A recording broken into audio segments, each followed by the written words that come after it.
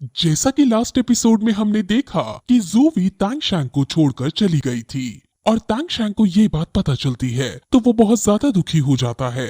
उसके पापा उसके पास आकर बैठते हैं और उसे बताते हैं कि तुम्हें अब और स्ट्रांग होना होगा और जब तुम सबसे ताकतवर बन जाओगे तब तुम जीवू की रक्षा करने के लिए केपेबल होगे और तभी तुम जीवू को हासिल भी कर सकोगे।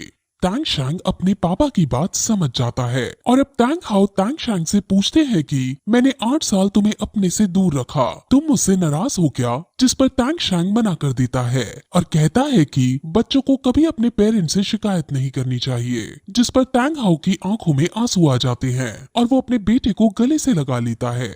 अब तांग हाओ फिर उसे बताता है कि तुम्हें बहुत कुछ जानना है अभी इस कॉन्टिनेंट और पॉलिटिक्स के बारे में, लेकिन अभी समय नहीं आया है। तुम्हें पहले स्ट्रांग होना होगा और स्ट्रांग होने के बाद तुम मार्शल सोल से रिलेटेड सब जान पाओगे। और फिर तांग हाओ तांगशैंग की ट्रेनिंग कराने और उसे स्ट्रांग बनाने का डिसाइड करता है। हालांकि ग्रैंड मास्टर भी तांगशैंग की ट्रेनिंग करा सकता था, लेकिन तांग हाओ हैमर मार्शल सोल को ट्रेन करना सिखाएगा, इसलिए वो खुद तांगशैंग का टीचर बनने का डिसाइड करता है। अब फिर वो तांगशैंग को सोल बीस्ट के बारे में बताता है और कहता है कि सोल बीस्ट जब मिलेनियम सोल बीस्ट का दर्जा हासिल कर लेती है, यानी वो बुढ़ी होकर जब बहुत स्ट्रांग बन जाती है, तो उनके पास 2 चॉइस होती हैं। या तो वो बीस्ट बने रहकर अपनी बेशुमार ताकत का फायदा उठाए और 1000 साल तक सुख से जिए।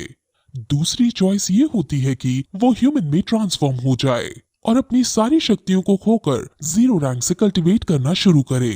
वो ह्यूमन फॉर्म में फिर एक गॉड की तरह समय के अंत तक जीवित रह सकती है और इसीलिए सोल बीस्ट ह्यूमन बनने का डिसाइड करते हैं। ह्यूमन के रूप वाली सोल बीस्ट स्पिरिट रिंग को हासिल करने के लिए दूसरी सोल बीस्ट को नहीं मारती है। अब तांगशैंग समझ जाता है कि क्यों जीवू हमेशा अकेले ही स्पिरिट रिंग्स लेने जाती थी और क्यों वो बीस्ट को नहीं मारती थी। ह्यूमन के रूप में सोल बीस्ट रैंक 60 तक इन्फेंट स्टेज में ही होती है और तब तक वो चेंजिंग फेज में होती है, जिस वजह से ताकतवर सोल लैंड मास्टर्स उसके ऑरा को देखकर पहचान सकते हैं कि ये सोल बीस्ट है। अब तांगशैंग सब समझ जाता है और फिर वो अपनी मॉम के बारे में पूछता है कि क्या उन्हें मार्शल सोल हॉल ने मारा था, जिस पर तांग हाओ एकदम गुस्से में आ जाता है, लेकिन वो गुस्से को शांत करते हुए तांगशैंग को समझाता है कि मार्शल सोल हॉल से लड़ पाना अभी तुम्हारे बस की बात नहीं है, तुम्हें अभी और स्ट्रांग होना होगा ताकि एक दिन तुम मार्शल सोल को हरा पाओ। तांगशैंग समझ जाता है और सोने चला जाता है। अगले दिन तांग हाओ अपने बेटे के साथ पहाड़ों को पार करते हुए एक खास जगह पर जाते हैं। इस बीच तांगशैंग को जीवू की याद आती है, लेकिन जीवू तक पहुंचने का उसके पास सिर्फ एक ही रास्ता था और वो था खुद को स्ट्रांग करना। इसलिए तांगशैंग हिम्मत ना हारते हुए अपने पापा के दिखाए हुए रास्ते पर चलता है। वहीं दूसरी तरफ हम ऑस्कर को देखते हैं जो अपनी फोर्ट मार्शल सोल को कल्टीवेट करने की प्रैक्टिस कर रहा था और अपनी मार्शल सोल पावर का यूज करते हुए अलग अलग डिशेस बना रहा था। और डिश पूरी बन जाने के बाद वो सीधे निंग रोंग रोंग के पास जाता है और उसे खुश होते हुए अपनी ट्रेनिंग के बारे में बताता है और उसे अपनी डिश दिखाकर वहां से जाने लगता है।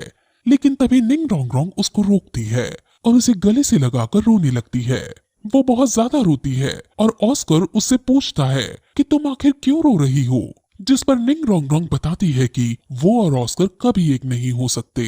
ये सुनकर ऑस्कर का दिल टूट जाता है और वो कहता है कि मैंने जब तुम्हें देखा था तभी पसंद कर लिया था। तुम्हारे आने के बाद मुझे अपनी लाइफ का पर्पस मिला था और जितना अच्छा मैंने तुम्हारे साथ महसूस किया उतना अच्छा मैंने कभी महसूस नहीं किया था। मैंने तुम्हें सच्चा प्यार किया था और हमेशा तुम्हारी फिक्र की थी, लेकिन अब अगर तुम मुझसे शादी नहीं करना चाहती तो मैं तुमको ब्लेम नहीं करूंगा। तुम एक राजघराने की बेटी हो और तुम्हें किसी राजघराने से ही शादी करनी चाहिए। ऑस्कर को लग रहा था कि निंग रोंग रोंग इसलिए शादी नहीं करना चाहती क्योंकि ऑस्कर एक मिडिल क्लास परिवार से था। निंग रोंग रोंग बहुत ज्यादा रोती है, लेकिन ऑस्कर अब वहां से जाने लगता है। वहीं दूसरी तरफ तांगशैंग के पापा उसे एक झरने के पास लेकर जाते हैं और कहते हैं कि तुम अब 2 साल यही प्रैक्टिस करोगे। ये जगह बहुत सुंदर है और यहाँ उसे झरने में प्रैक्टिस करनी है। अब तांग हाओ उसे उसकी पर्पल डेमन आई की ट्रेनिंग करवाता है और तांगशैंग अपने पापा के बताए हुए तरीके को यूज करके मेडिटेट करता है, लेकिन इस तरीके से उसकी आंखों में दर्द होने लगता है, जिस वजह से वो तभी बेहोश हो जाता है। लेकिन उसके पापा उसे फिर से मेडिटेट करने को कहते हैं और तांगशैंग फोकस के साथ अब ट्रेनिंग करता है और फिर कुछ टाइम की इंटेंस ट्रेनिंग के बाद तांग शैंग पर्पल जेमिन आई से 200 मीटर दूर का भी अब साफ साफ देख पाता है। उसके पास अब पर्पल गॉड लाइट आ चुकी थी और ये बहुत ताकतवर विजन पावर है। और अब तांग हाउ समझ जाता है कि अब तांग शैंग की असली ट्रेनिंग कराने का वक्त आ गया है। तांग शैंग ने जो इस कंपटीशन में सोल बोन यूज की थी, वो सोल बोन भी उसकी विजन पावर में हेल्प कर रही थी और तांग शैंग ने अब उस सोल बोन को अपने साथ अच्छे से कनेक्ट कर लिया था। वहीं दूसरी तरफ अब उदास हुआ ऑस्कर यहाँ से अपना बोरिया बिस्तरा बांधकर जाने का डिसाइड करता है, क्योंकि वो सिर्फ निंग रोंग रोंग के लिए ही इस ट्राइब में आया था। निंग रोंग रोंग उसे सामान बांधकर जाता देख बहुत रोती है और चिल्लाकर उसे रुकने को कहती है और फिर उसे आई लव यू बोलती है। और अब ऑस्कर भी उसे गले से लगा लेता है और पूछता है कि आखिर तुम शादी क्यों नहीं करना चाह रही हो, जिस पर अब निंग रोंग रोंग अपने ट्राइब के रूल्स बताती है। उसके ट्राइब वालों की असिस्टेंट ब्रांच है और निंग रोंग रोंग ट्राइब की चीफ बनने वाली है, इसलिए उसके ट्राइब वालों के ये रूल्स हैं कि चीफ का हस्बैंड अटैक ब्रांच का होना चाहिए, ताकि दोनों हस्बैंड वाइफ मिलकर बड़ी से बड़ी ताकत को हासिल कर सके और ट्राइब को आगे बढ़ा सके। ऑस्कर की फूड ब्रांच है और इसीलिए एल्डर्स ऑस्कर की शादी कभी निंग रोंग रोंग से नहीं होने देंगे।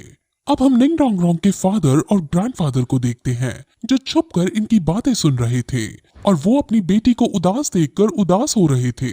ऑस्कर अब सब बात समझ जाता है और हमेशा हंसी मजाक करने वाला ऑस्कर अब रो देता है और फिर ये डिसाइड करता है कि वो 10 साल के लिए सबसे दूर जाएगा और फूड ब्रांच के अलावा वो अपनी फाइटिंग स्किल्स प्राप्त करेगा और एक वॉरियर बनकर आएगा। वो निंग रोंग रोंग से 10 साल की मोहलत मांगता है और कहता है कि अगर मैं 10 साल बाद नहीं आया तो तुम किसी और से शादी कर लेना। अब फिर दोनों एक दूसरे से विदा लेते हैं और ऑस्कर वहाँ से चला जाता है। ये सीन बहुत ज्यादा इमोशनल था और अब निंग रोंग रोंग रोने लगती है, लेकिन उसके पापा वहाँ आकर उसे धीरज देते हैं और कहते हैं कि ऑस्कर 10 साल बाद जरूर लौट कर आएगा। वहीं दूसरी तरफ हम तांग शैंग को देखते हैं, जो मेडिटेट कर रहा था। तांग शैंग के पास हैमर का कंट्रोल तो है, लेकिन उसकी हैमर मार्शल सोल इतनी पावरफुल नहीं है, इसलिए यहाँ तांग हाउ उसकी स्ट्रेंथ बढ़ाने आया था।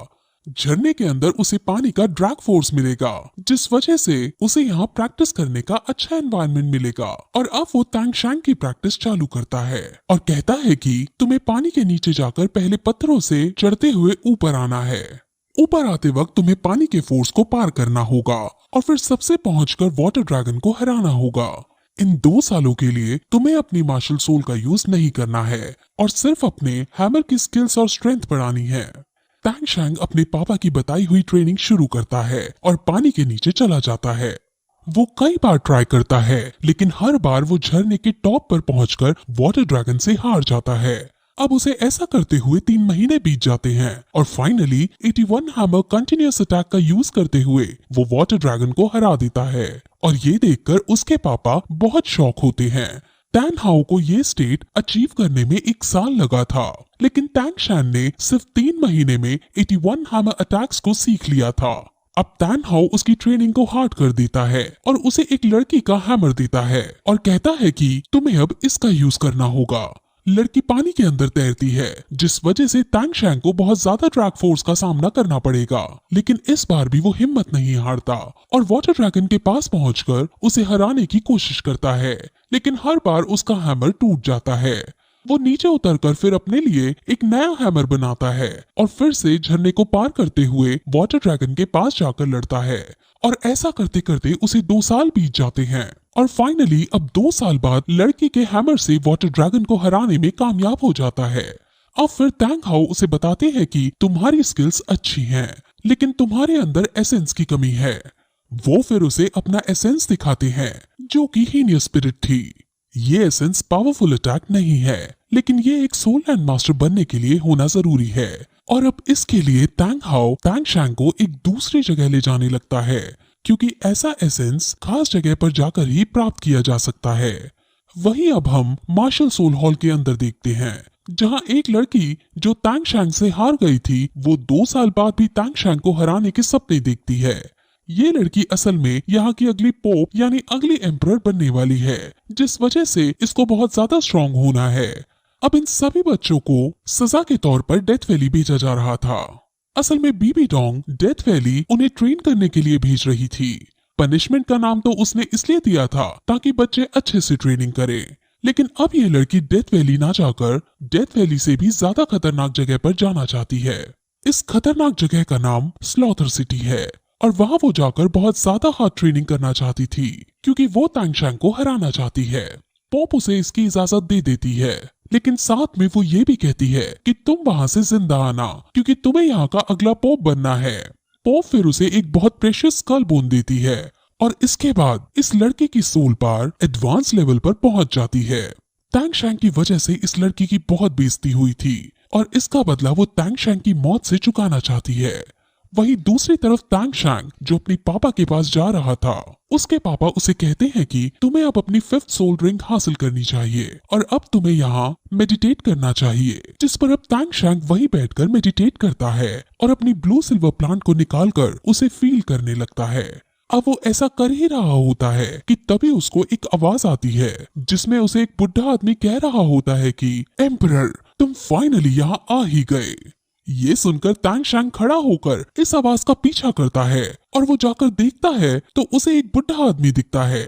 ये एक स्पिरिट रिंग थी और तांग शैंग उससे पूछता है कि आखिर तुमने मुझे एम्परर क्यों कहा, जिस पर वो बुढ़ा आदमी बताता है कि तुम्हारे अंदर रॉयल ब्लड फ्लो हो रहा है और तुम हमारे एम्परर के बेटे हो। हमारी एम्परर मर गई है लेकिन अब तुम ब्लू सिल्वर प्लांट के वंशज हो। तांग शैंग ये सब देखकर शॉक हो जाता है क्योंकि वो पहले ये समझ रहा था कि वो एक नॉर्मल ह्यूमन है और उसके पास जो टैलेंट है वो उसकी ट्रेनिंग की वजह से है, लेकिन उसके अंदर जो टैलेंट है वो रॉयल ब्लड की वजह से है।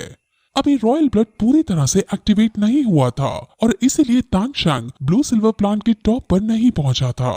रॉयल ब्लड को एक्टिवेट करने के लिए तांग शैंग को ब्लू सिल्वर प्लांट से ही ताल्लुक रखता हुआ कोई टीचर चाहिए क्योंकि नॉर्मल ह्यूमंस इसको एक्टिवेट नहीं करवा सकते हैं।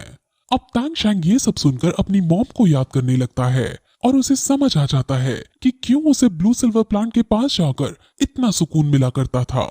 अब बुढ़ा आदमी उसे रॉयल ब्लड को एक्टिवेट करने के लिए उसे ट्रेनिंग देने को पूछता है, जिस पर तांग शैंग एग्री कर जाता है और फिर वो तांग शैंग को मेरे राजा कहकर प्यार से संबोधित करता है और फिर उसके रॉयल ब्लड को एक्टिवेट करने लगता है, जिसके बाद ये एपिसोड यही खत्म हो जाता है।